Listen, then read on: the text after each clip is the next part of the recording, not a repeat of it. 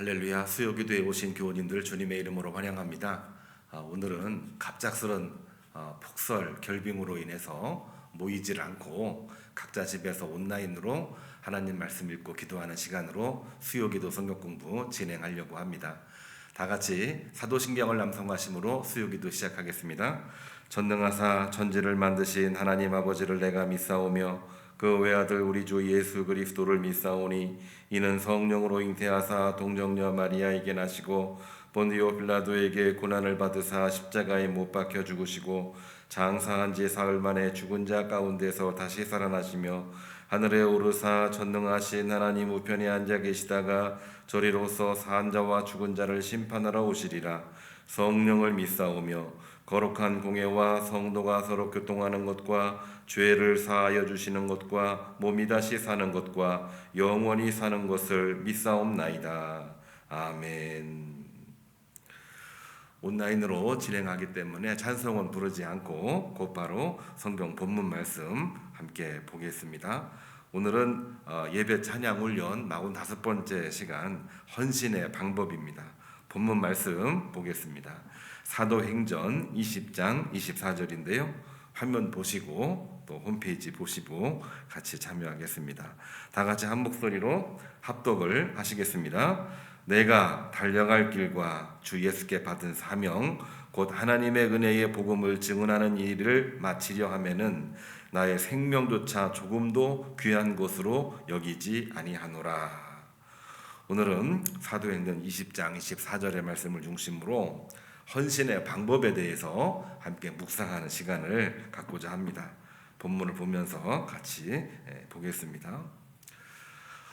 탐험가이기도 하고 선교사이기도 했던 리빙스턴 박사, 그가 아프리카에서 헌신하고 있었을 때에 영국에 있던 친구들이 그를 도울 방법을 의논하다가 이렇게 편지를 보냈답니다. 우리는 자네를 위해 헌신할 수 있는 사람 몇 명을 현지에 보내려고 한다네. 자네 있는 곳으로 가려면 어떤 길이 좋은가? 가장 좋은 길을 가르쳐 주게. 이렇게 편지를 보냈는데 리빙스턴은 이 편지에 대해서 이렇게 답변을 했다고 합니다. 이곳까지 오는데 길이 있어야만 오겠다는 사람들이라면 의미가 없네. 나는 길이 없어도 오겠다는 사람들을 원한다네. 질문도 참 대단한 질문이고 답변은 더 대단한 답변인 것을 우리가 보게 됩니다. 다시 말해서 아프리카라고 하는 오지의 선교를 위해서는 아주 헌신적인 마음이 필요한데 그 헌신의 방법을 정말 이야기해주는 좋은 예화라고 생각이 됩니다. 오늘날 우리가 주님을 위해서 헌신하는 크리스찬이라고 한다면 어떻게 헌신을 해야 될지 그 말씀을 우리 세 가지로 분류를 해서 함께 묵상을 하려고 합니다. 첫 번째로는 우리가 주님께 헌신하기 위해서는 몸으로 헌신해야 됩니다. 로마서 12장 1절 말씀을 보면 그러므로 형제들아 내가 하나님의 모든 자비하심으로 너희를 권하노니 너희 몸을 하나님이 기뻐하시는 거룩한 산 제물로 드리라. 이는 너희가 드릴 영적 예배니라. 지난 주일에 우리가 함께 말씀 묵상했고 설교로 들었던 본문과도 연관이 되어져 있습니다. 그렇습니다. 주님께서는 우리가 헌신을 하되 몸으로 헌신하기를 원하고 있는 것입니다. 한 인디언 추장 하나가 복음을 받고 예수님을 구세주로 모셨답니다. 그는 너무나도 감사해서 하나님께 무엇인가를 바치고 싶어서 그동안 소중히 간직했던 신발을 선교사에게 드리며 하나님께 바치겠다고 합니다. 선교사는 뭐라고 말했을까요? 선교사는 의외로 고개를 저으면서 하나님은 추장의 신발을 원치 않으신다 이렇게 말한답니다. 추장은 잠시 생각 후에 가장 훌륭한 말 한 피를 끌고 와서 이 말을 바치겠다고 합니다. 역시 선교사는 고개를 저으면서 하나님은 너의 말을 원치 않으신다 이렇게 말합니다. 당황했습니다. 당황했던 이 추장은 입술을 지그시 깨물고 천막으로 들어가더니 추장의 지위를 상징하는 깃털 달린 모자를 들고 나왔습니다. 그러나 선교사는 여전히 고개를 저으면서 흔들었습니다. 더욱 당황한 추장은 선교사님, 제가 아끼던 것은 다 내놓았습니다.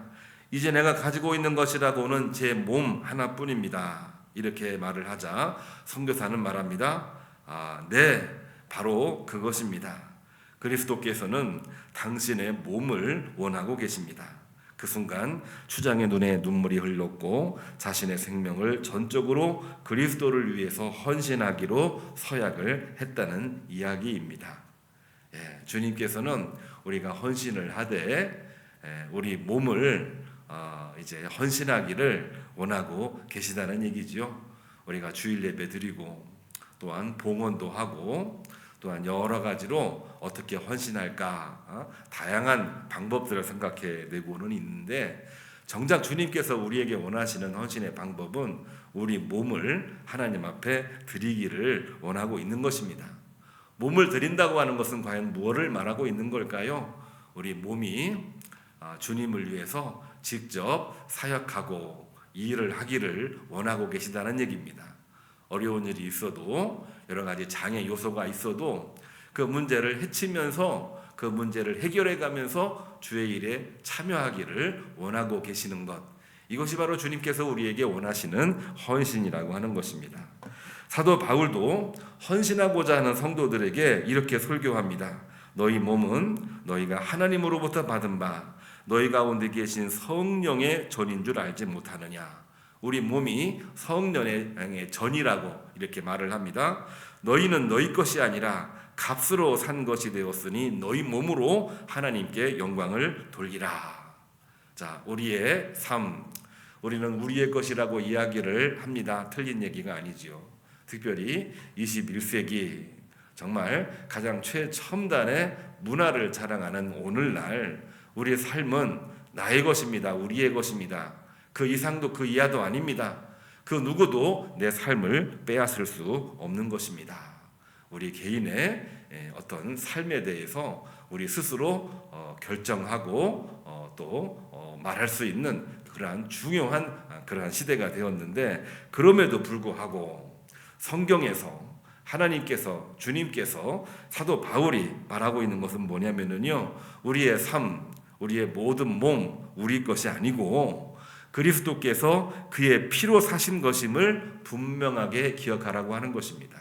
내가 지금 살아있는 거, 내가 살아있으니까 내 몸 내 거지. 그렇지만 사도 바울은 분명하게 이야기합니다. 그리스도께서 당신의 몸을 십자가에서 죽으심으로 말미암아 우리가 죽지 아니하고 받은 몸, 그리스도의 몸을 가지고 사는 것이기 때문에 우리는 어떻게 살아야 되는가? 내 목표, 내 뜻을 내가 원하는 대로 사는 것도 물론 중요합니다만은 크리스찬이라고 한다면은 하나님께서 원하시는 대로, 주님께서 원하시는 대로, 성령께서 원하시는 대로 사용하시도록 온전히 드릴 때에 그것이 진짜 헌신이다. 이렇게 말하고 있는 것입니다. 우리가 신앙생활을 하면서 주님 앞에 헌신한다 그러한 고백들을 많이 하고 있는데 우리가 헌신을 어떤 마음으로 해왔나요? 내가 하려고 하는 달란트를 가지고 내가 할 수 있는 것으로 내가 할 수 있을 때에 그러한 마음들을 늘 가지고는 했는데 우리가 그것을 나쁘다 틀리다 그런 얘기는 아닙니다. 그것도 중요하지만 그러나 주님께서 우리에게 나에게 원하시고 있는 헌신은 뭐냐면은 우리 삶 자체가 우리의 몸뚱아리 자체가 주님의 것이기 때문에 우리 몸으로 주님 앞에 헌신하기를 원하고 계시고 우리 몸 자체가 주님의 것 하나님의 것임을 확고하게 기억을 하고 헌신하라 이 메시지를 주고 있는 것입니다. 자, 우리 두 번째로 들어가 봅니다. 우리는 또한 어떻게 헌신을 해야 될까요? 내가 가진 모든 소유로 헌신할 수 있어야 됩니다.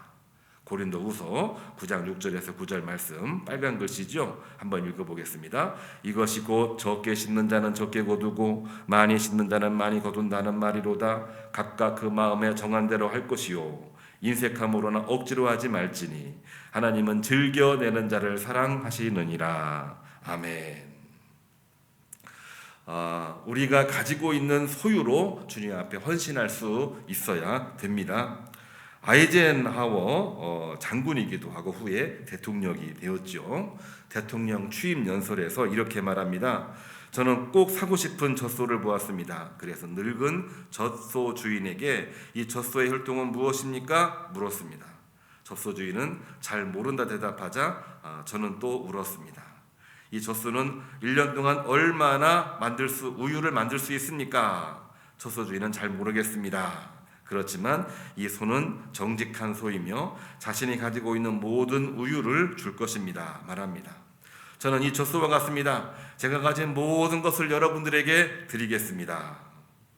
아이젠하워가 국민에게 약속했던 이 약속을 우리는 하나님께 할 수 있어야 됩니다. 내가 가지고 있는 소유, 내가 할 수 있는 모든 능력, 내가 가지고 있는 모든 달란트, 이 모든 것을 하나님과 그 뜻을 위해서 바치는 삶은 진정 풍요로운 삶일 것입니다.